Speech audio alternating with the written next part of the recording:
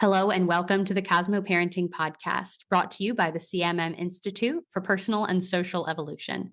In this space, we invite you to see yourself as someone who is curious about and actively participating in creating your own meaning around parenting.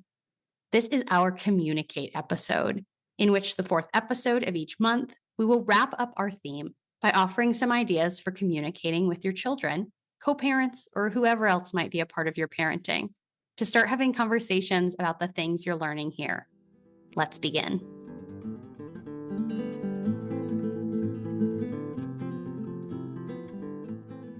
Today, I am joined again by Don Waisanen. Don is a father to 3 boys, as well as a professor at the Baruch College at City University of New York's Mark School of Public and International Affairs. He is also a consultant, author, and an improviser. Hi, Don. Welcome back. Hey, Abbie, great to be back. Thanks for having me. Glad to have you here again. Today, we are talking about adaptation. So we're kind of exploring this paradox of how do we count on needing to be adaptable, needing to be flexible? What does it look like to kind of plan for that? And I'll mention too that in our last episode, Stephanie offered us the strategy of read the room, and I built on that by adding the Noren model. So both about being really present in our communication with each other and taking in information and then responding accordingly. So with all that in mind, I'm really curious to know, what would you want to share with us today about how people who are parenting could be communicating around adaptation? Sure, thanks. I'll say, first of all, I'm glad you're talking there about planning and adaptation, both of Mm-hmm. those, because I'll tell you what, I've been doing improv for 25 years now, and particularly improv performances. And I'll tell people, like, we have a weekly rehearsal with some of the groups I work with. Yeah. They go, how can you rehearse for that? There's nothing to rehearse. It's improv. It's all just completely freewheeling. It's like, no, actually, it's not. We have certain structures underneath Mm. what we do that we improvise on. And one of which I shared last time was yes, and just that we're going to affirm the realities of others and try to build on them. That's one of them. There's many more. But I think it's the same with parenting, that we're ultimately trying to adapt, but we're not going in plan free, right? So a lot of life, I think, it plays out in very scripted ways. And one of the books I really like is Jeff Katzman and Dan O'Connor's Life Unscripted, where they talk a lot about this need to look at our scripts, to unscript, to rescript. And I think it's the same when it comes to adaptation. I look at my 6-year-old, and my plan for him is, we're going to go to the park right now. We're going to go play pickleball. We did this yesterday. And all of a sudden he's got a tear in his eye. And I just ignore that because I've got my plan. We're going to go to the park.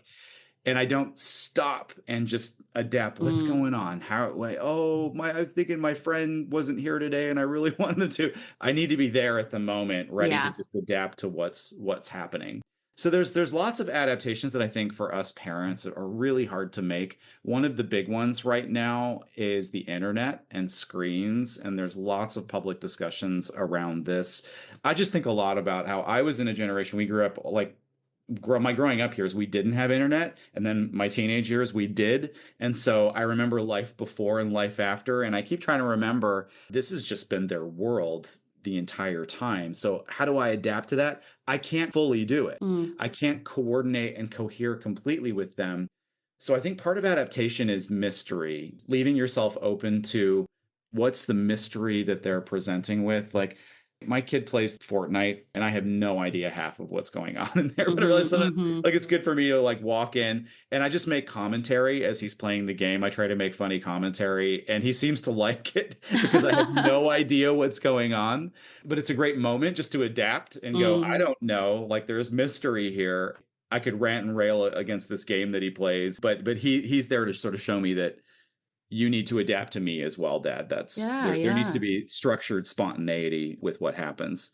With the screens thing, I think part of adaptation too is just us as parents. Also, we've come to realize, like, during the pandemic, our kids really went on screens a lot. Mm-hmm. And so what is it to adapt well, to plan and adapt well? We often will let our kids play screens on, say, a Saturday morning after a long week, but we'll say after lunch, you've got to go get out there. You've got to go play. And they'll say, oh no, I'm so bored. I don't know what to do. But kids are resilient and they figure it out. Mm-hmm. I think I'm at a place where I'm like, adaptation, constant adaptations are what this is really about. At the end of the day, we're not going to fully figure this parenting thing out ever, but going back and forth with our kids, seeing where they're at, making new plans, updating our plans versus a more fundamentalist approach to parenting, which is just like, here's the script. This is the way it is. This is the way the universe works. There's no room for adaptation. I think about that now as really the opposite of the parenting task. Adaptation is Mhm. at the core. It is such a huge and interesting question to say, how do parents who were raised in such a different context parent children in such a different context? That's not the most eloquent way to say that question, but adaptability is a great response to that question because you don't know what it's like and we don't know what it's like. It is new for all of us Yeah, to raise children in a world that is so saturated in technology. And so all we can do is adapt together. I think that's right. And you see this even going on with the debates out there about, well, social media and screens and phones. And there's a really prescriptive way I see a lot of folks going at that. Like the debates are really complicated. You know, when kids are on screens, sometimes they're with friends. They are actually socializing in a way that I never did growing up, but I can see Yeah. there is a lot of community socialization stuff going on through that. Now, do we want to stay there? No, we want them to get out and play and go do all the other stuff, but it's just different. Mhm. And Abbie, I think we should recognize my 6-year-old came. We'll share this with listeners. Yes, My yes. 6-year-old came barging into the room while we were recording.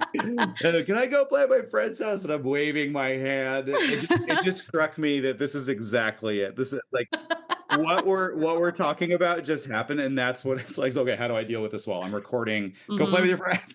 Mhm. And if you create a family culture that is inflexible and overly structured, then a moment like that would have a totally different tone. You know, if you are creating an environment that is about adaptability because you're modeling that in your parenting and you're trying to help your kids also be adaptable, then a little Yeah. moment, oh, you came in when you weren't supposed to come in. We're flexible, we're adapting. No big deal, move on. You know, so it's like a structure, like a rigidity to being overly structured, I think creates such a tension Yes. in a family culture. I think kids, internalize that for sure. And so the adaptability, and I really am, as we're talking, appreciating the choice of the word adaptability because I do want people to think about flexibility and spontaneity, but the word really is adaptability. And I'm thinking about like how species adapt and evolve over time. That is about adapting to the environment. Yes. Our environment is changing all the time. And so it really is a question of how are we adapting to the space that we're in, the community we're in, the culture we're in. Yeah, it's responsive. Yeah, right. Responsive and responsible adaptation, because I think maybe what we're arriving at here. And by the way, I just want to put out there, like for listeners, please chime into this because Yeah. this is an area I just constantly struggle with. I think you're right. It's the fundamentalist version of it of overly scripting. It's not responsive. At the same time, just complete nothing but improvisation and Mhm. that kind of parenting where everything is permissible, like that's not going to work either. Right. So there's a kind of a middle space there of adaptation. Again, like structured spontaneity. Yeah, right, right. And it's taking me back to the question of cosmo parenting. What does it mean to parent? That's an individual question for everyone to answer. And so that really is a question of what's the balance for you? Yeah. And you need to find that balance for yourself. And so I appreciate all that you've shared today, Don. And thanks for joining us again. We'll hear from you again in a future Communicate episode. So I'll look forward to continuing the conversation there. And to everyone listening, thank you for joining us too. Don't forget to check out www.cosmoactivities.com, where you can find all of our other resources in this series, which are available for free. And I'd also love to invite you to comment on this podcast episode on the Cosmo Parenting Substack. Dawn just gave us a great call to action to be a part of this conversation with us. We don't pretend to have all the answers. We'd love to be in dialogue with you and be learning from each other in that way. So we're so grateful to be on this journey with you. And we will look forward to joining you next week for a very special bonus episode where we will spend some time thinking about the past 3 themes together: stories, patterns, and adaptation.